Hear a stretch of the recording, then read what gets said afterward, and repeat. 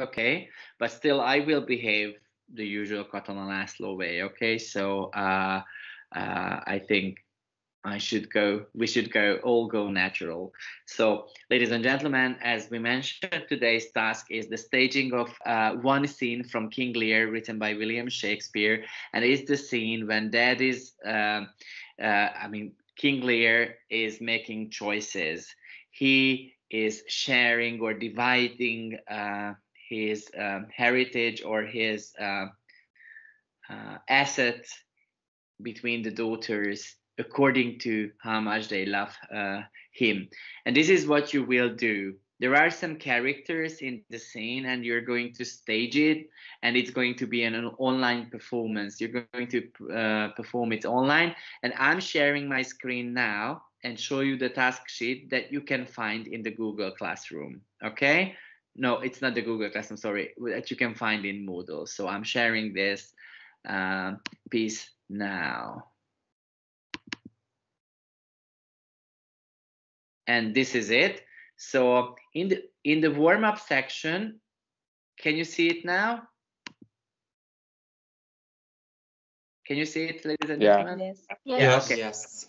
So this is the link for the summary video. I'm also going to post it in the chat section. So if you're not like fully aware of the whole drama, you can watch it. It's for 4 minutes. And then you will have the major part of the seminar. It's like 45 minutes.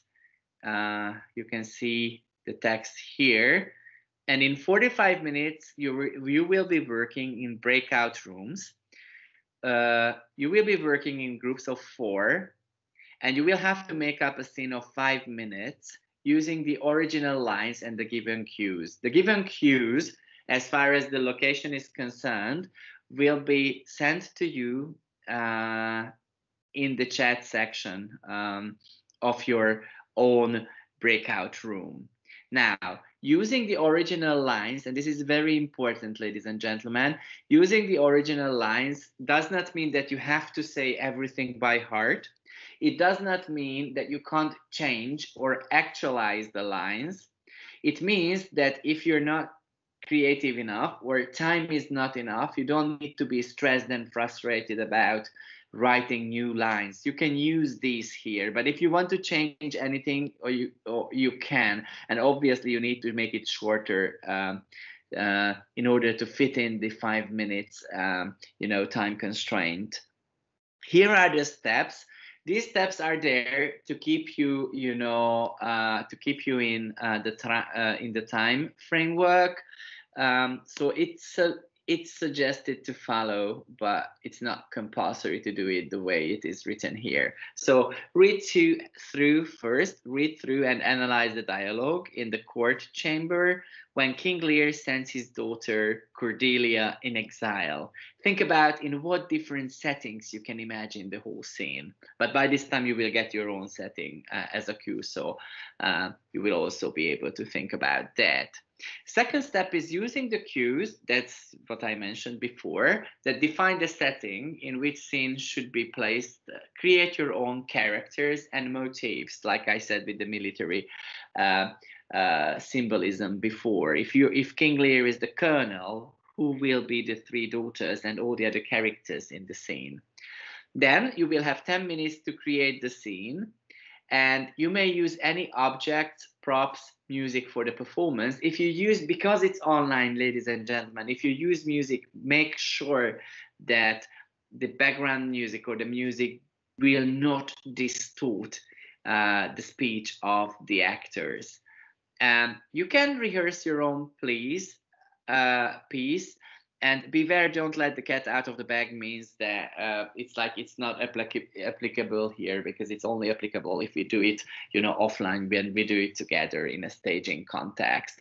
And then you also have the lines King Lear, Gonorrhea, Cordelia, and also, let me see, Kent is one character. It can be the 5th character if some of you, or you can take double roles. And then you will have 20 minutes for the performance. Each group will have 5 minutes. So, and if I'm not mistaken, we will have 5 groups. So this is the task sheet that you can find in Moodle. So you can open that and use that during preparation. And also I shared the video link in the chat section here if you want to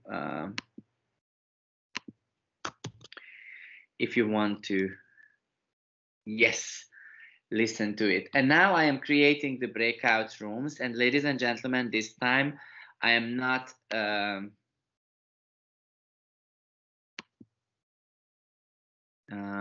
I'm not going to put like friends together, okay? If you don't mind. Okay, so the breakout rooms are now created. If anything is unclear, feel free to ask.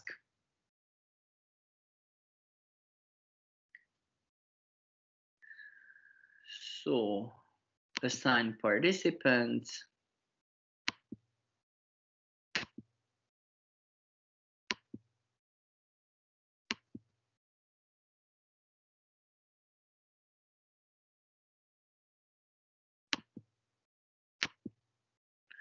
Okay.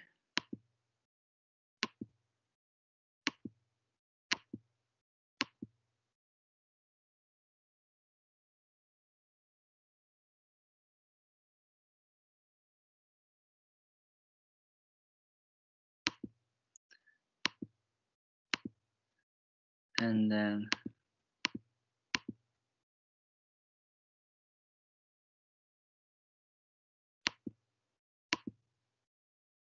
so the rooms are prepared. We will have Sergey, Gerda, Kinga, and Teresa in breakout room 1. Then we will have Zoltán, Lia, Virag, Julia, Devika in breakout room 2. And in breakout room 3, we will have Carola, Tibor, Grant, and Elizabeth. Lizzie. If you have problems, if you have gender problems, like if you don't want to do gender blind acting, which means that it doesn't matter, I mean, your original gender doesn't matter, you just play the character. And then if you don't have enough characters, just let me know and I can ask someone to join the rooms. I mean, in the third room, maybe I will ask Devika to go to, yeah, this is going to be the way. Okay, yeah, and then you're free to make your own choices and then you don't need to ask help. So is there anything that that you'd like to know, or everything is clear? I think it's clear. Okay, so I'm opening the rooms now, and then you have 45 minutes, which means that we're going to meet here at 11:25, okay? And then we will start it. Good luck, and if you need help, just invite me to help you, okay? You can always invite me to your room. So 45 minutes, ladies and gentlemen. I'm so excited to see where we get at the end. And I'm sending the cues. Okay, and now that everybody is back, we are going to have a wonderful presentation from on behalf of the first group, Sergey, Gerda, Kinga, and Teresa. So room 1, the floor is yours. You can start the presentation. Thank you. One moment.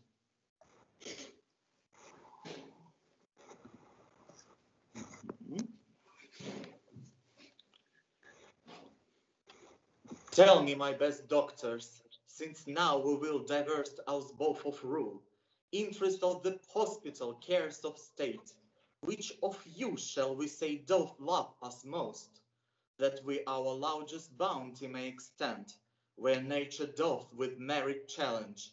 Goneril, our eldest doctor, speak first.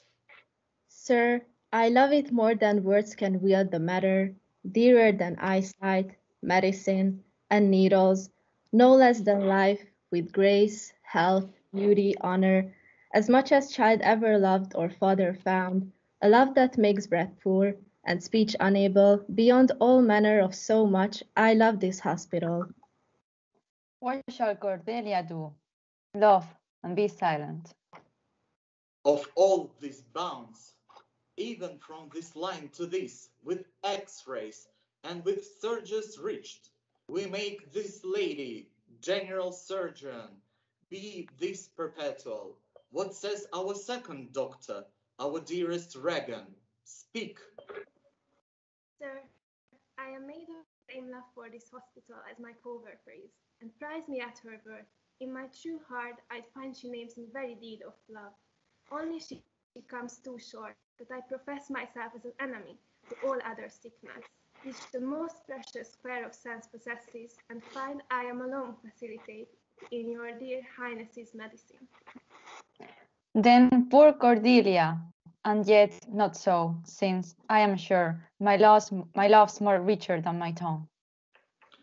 To thee and thine hereditary ever remain this ample third of our fair hospital, no less in space, validity, and pleasure than that conferred on Goneril. Now our joy, what can you say to draw? A third more opulent than your colleagues. Speak. Nothing, Nothing? nothing, chief. Nothing will come of nothing. Speak again. Unhappy that I am, I cannot heave my heart into my mouth. I love my practice according to my bond, nor more nor less. How, Cordelia? Mend you speech a little, let it may our fortunes. Royal Lear, The bow is bent and drawn, make from the shaft. let it far rather, though the fork invade the hospital of my heart. What wilt thou do, old man, to plainest honours bound, when majesty stoops to folly? Reverse thy doom, and in thy best consideration, check this hideous rashness. Answer my life, my judgment. Thy youngest doctor does not love you, and the hospital least. Can't, on thy life, no more. My life I never had but as a pawn to wage against thy enemies, nor fear to lose it, thy safety being the motive. Out of my sight. See better, Lear, and let me still remain the true blank of thine eye. Thank you. So guys, you can clap your hands. You can unmute yourselves and clap your hands.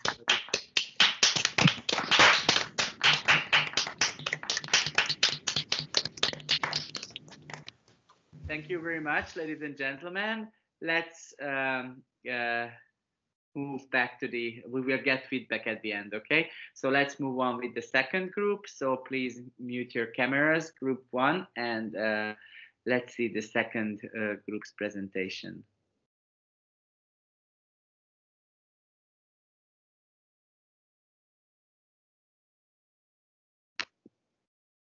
So Zoltán, Lia, Virag, and Julia.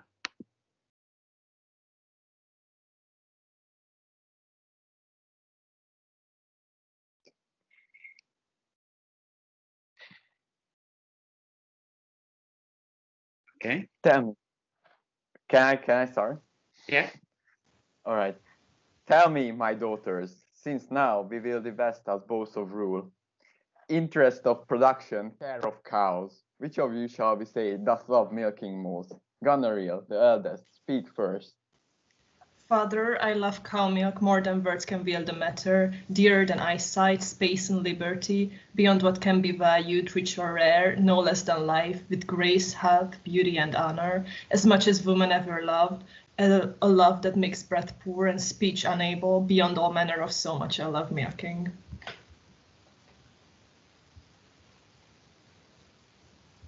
of all these bounds, even from this line to this, with plenty of courage and white-skirted barns, we make you head of quality control. What says my second daughter, Regan? Speak. Father, I am made of the self-same metal that my sister is, and prize me as the lady of the machine's control. In my true heart, I find that names my very deed of love. I profess myself as enemy to all other joys, which the most precious square of senses possesses, and find I am alone felicitate in your dear love of milking. To you remain lady of machine control, ample third of our fair manufacture, no less in validity than that conferred on Goneril. Now, at last but not least, to whose love makes milk of Burgundy, what can you say to gain more profit than your sisters? Speak.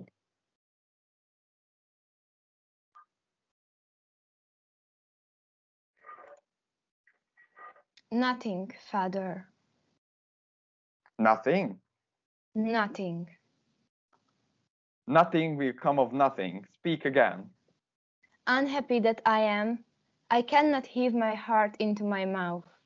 I love milking as normal people do, nor more nor less. How? How, Cordelia? Mend your speech a little, lest it may mar your fortunes. Mr. Lear, whom I ever honored as my boss, and loved and followed as my master, as my great patron, taught on in my prayers. The bow is bent and round. Make from the shaft. When Lear is mad, what wilt thou do, old man? The youngest daughter doesn't love thee last, nor are those empty-hearted women. Can't, on your position, no more. See better, Mr. Lear. Choose wisely. Out of my sight.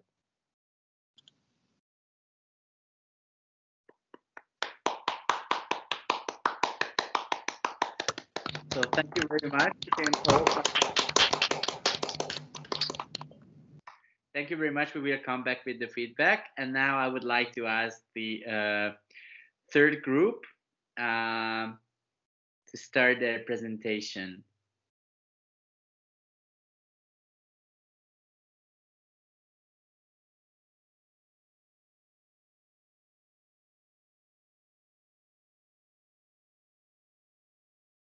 Ladies and gentlemen, we are here today to solve the dispute between three daughters who want to inherit their late father's fortune.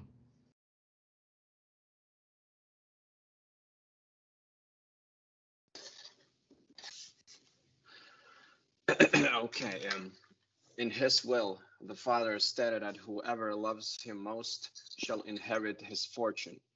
So I'll ask each daughter to express their love one by one, starting with the firstborn. Goneril, speak.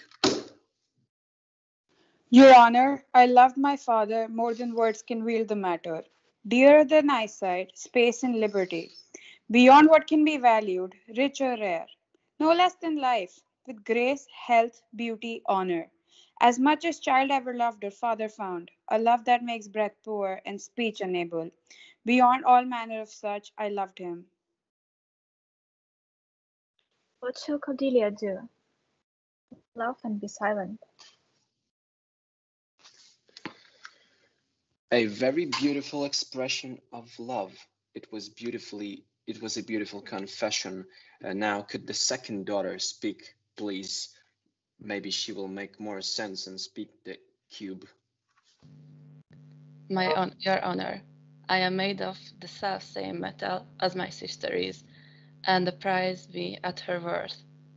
In my true heart, I find she names my very deed of love. Only if she comes too short, that I profess myself an enemy to all other joys.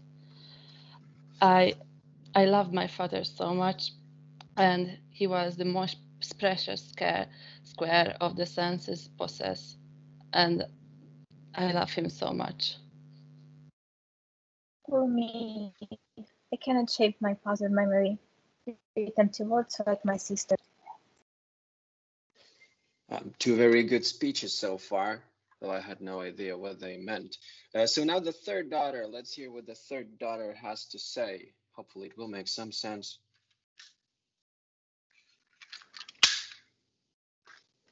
Nothing, Your Honor. Nothing. Thank God. Nothing.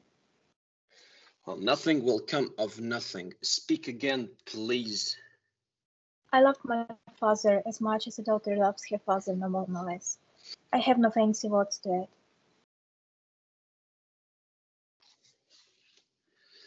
This will not get your father's fortune. Try and speak a little, girl.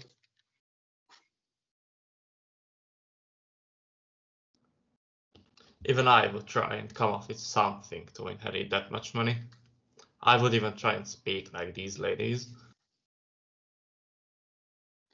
Let's just decide. Let's hear what the jury has to say. It is unusual that the father wanted to divide his fortune based on flattery. It is very clear that the youngest daughter loves him the most. Even if she won't speak of him like her sisters, the two speaking so dramatically clearly have no love in their hearts for their father. Since when does power fall in the hands of flattery? This isn't the 15th century. Well, this is what a father wanted. This is no place for you to judge it. Here you must judge a speech. I would only like to be fair.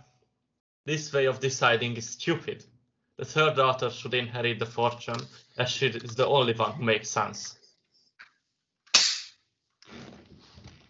Out of my sight, pig. Your Honor, this is insane, and you know that too. But maybe everyone in this court has gone mad.